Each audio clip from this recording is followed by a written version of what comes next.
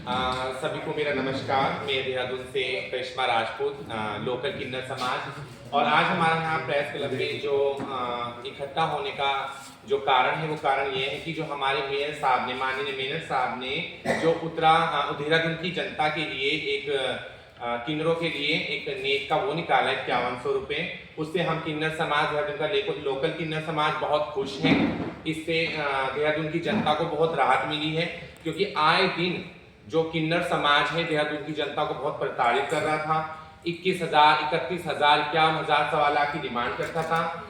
क्या बोलते हैं, देहरादून में ऐसे भी व्यक्ति है जो व्यक्ति ऐसे हैं जो 5100 रुपये भी नहीं दे सकते हैं।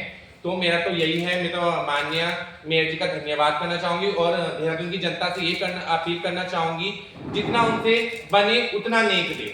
कोई जोर जबरदस्ती नहीं है, कोई किन्नर समाज कोई कमा के नहीं रख के गया था। जितना आपसे बने अपना अपनी श्रद्धा पूर्वक अपना नेक दे।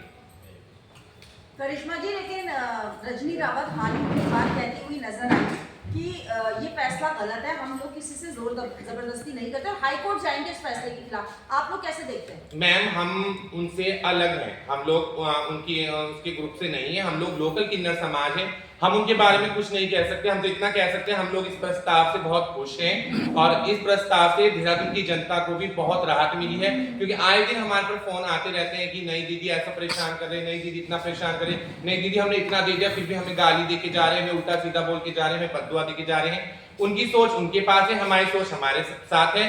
तो हम तो इस प्रस्ताव से बहुत खुश हैं। लेकिन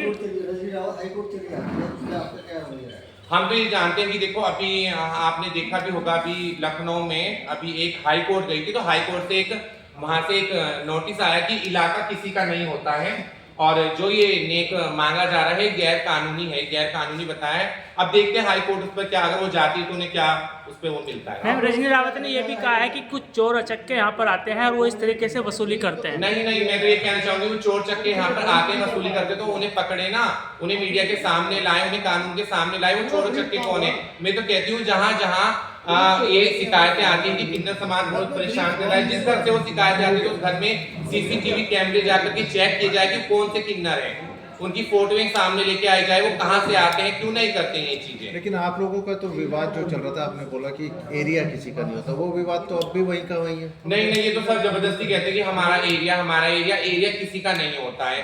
हम लोग उत्तराखंड में पैदा हुए, तो क्या ये हमारा दुर्भाग्य कि हम उत्तराखंड में पैदा हुए? हम उत्तराखंड छोड़ के चले जाएं? हमारा हक नहीं कि हम अपने क्या बोलते हैं राज्य में रह करके अपना हम यहाँ पर मांगे खाएं?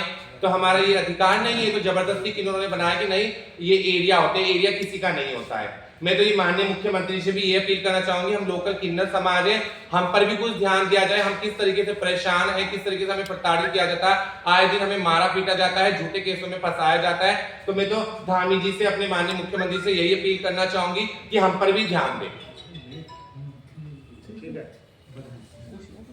आप लोग भी बनाएंगे।